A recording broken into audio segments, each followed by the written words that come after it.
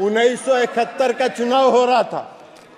1971 में इस देश में एक चुनाव हुआ था और उस देश में कांग्रेस पार्टी का नारा था, गरीबी हटाओ, गरीबी हटाओ, देश बचाओ। जनता ने भरोसा कर लिया, जनता ने इन पर भरोसा किया। 1971 में इनको पूर्ण बहुमत से सरकार दिया, लेकिन 3 साल के बाद 1974 में इस देश में लोकनायक जयप्रकाश नारायण के नेतृत्व में आज तक के आजाद भारत का सबसे बड़ा जन आंदोलन हुआ, क्योंकि इन्होंने जनता से किए गए वादे को नहीं निभाया।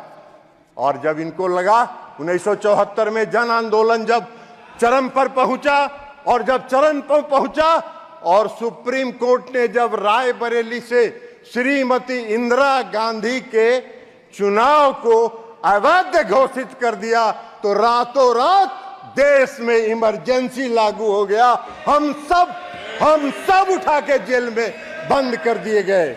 मुझको याद है, मैंने देखा है, आपातकाल लागू हुआ। आपातकाल लागू होने के बाद क्या हुआ? सारे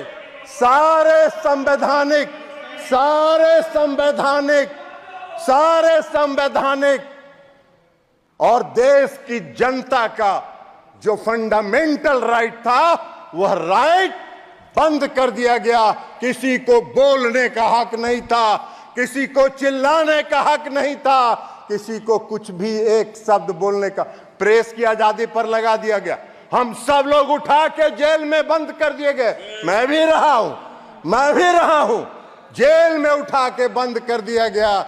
और सभापति महोदय आज जब आ रहे थे, जब इस सदन का जब पहला दिन का सत्र था, तो संविधान का किताब लेके कांग्रेस पार्टी के लोग आ रहे थे। आज भी नेता विपक्ष बोल रहे थे, संविधान की जय हो। अरे जिस व्यक्ति ने और जिस पार्टी ने इस देश के संविधान का धज्जी उड़ाया हो, जिस पार्टी ने इस देश के संविधान को चकनाचूर किया हो, जिस पार्टी ने इस देश के संविधान को कलंकित किया हो, उसको संविधान लेके सदन में आने का क्या हक है और संविधान की बात करने का क्या हक है? उनको कोई हक नहीं है संविधान के बारे में चर्चा करने का। सारी जिंदगी कांग्रेस पार्टी ने संवैधानिक संस्थाओं को, संविधान को समाप्त करने का काम किया है। पूरा इमरजेंसी इसका गवाह है। किसी को कोई साहस नहीं था, कहीं नहीं। और ये सत्य है और सत्य सुनने की आदत डालिए, सत्य जानिए, सच्चाई।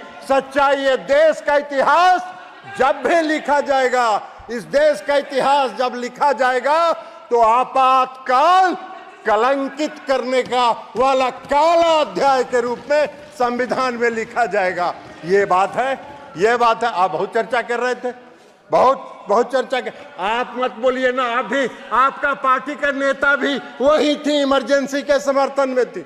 ममता बनर्जी भी उसमें कांग्रेस पार्टी में थे और इमरजेंसी का समर्थन कर रही थी। आप मत बोलिए सौगत राय साहब, हम लोग भुगते हैं, हम लोग ने पीड़ा सही है, हम लोग को दर्द मालूम है। इसलिए आप भी चले जाइए, 2-4 बार बन जाइएगा बंगाल में, चिंता मत करिए। अभी तो खाली कानून का किताब लेकर खड़ा हो जा रहा है, इसलिए खाली टिकट आपको देके लोकसभा का मेंबर बना दिया जा रहा है। तो इसलिए खाली संविधान पढ़ते रहिए, संविधान दिखाते रहिए। संविधान से कोई लेना देना आप लोग का है नहीं, संविधान से कोई मतलब आप लोग का है। और कई पार्टियां हैं इस सदन में, वो भी लेके आए, संविधान की प्रति साथ में लेके आए। डीएमके पार्टी या आपको समाजवादी पार्टी, खैर समाजवादी पार्टी और डीएमके पार्टी को संविधान लेके सदन में आने का हक है, इसलिए कि मुझको याद है कि जब इमरजेंसी लागू हुआ तमिलनाडु में श्री करुणानिधि साहब के नेतृत्व में सरकार थी और इस कांग्रेस पार्टी ने करुणानिधि के सरकार को बर्खास्त कर दिया और सबको उठा के जेल में बंद कर देने का काम किया। लेकिन आज डीएमके के लोगों को, समाजवादी पार्टी के लोगों को की मजबूरी है कि कांग्रेस पार्टी के साथ साथ संविधान का लेके चलें, लेकिन घूमिए, साथ रहिए जरूर, लेकिन संविधान को ध्वस्त करने वाले पार्टी का समर्थन मत कीजिए। यह हम आपसे आग्रह करना चाहेंगे। कांग्रेस पार्टी का एक बात, अरे जदयू का बात काहे के लिए करेंगे, देश का बात कर रहे हैं। तो आपका नेता तो भाषण कर रहा था, मंच वाला पॉलिटिकल भाषण कर रहा था, जैसे लगता है कि पब्लिक मीटिंग में बोल रहा हो। आप वही चाह रहे हो। इस देश में जॉर्ज फर्नांडिस एक नेता थे। जॉर्ज फर्नांडिस एक ऐसा नेता था जिसकी देशभक्ति रोम रोम में भरी हुई थी। इमरजेंसी के दौरान जॉर्ज फर्नांडिस को कितना कलंकित करने का काम, प्रताड़ित करने का काम और अपमानित करने का काम इन लोगों ने किया। और ये संविधान की बात कर रहे हैं, ये संविधान की रक्षा की बात कर रहे हैं। बड़ा आश्चर्य हो रहा है हम लोग।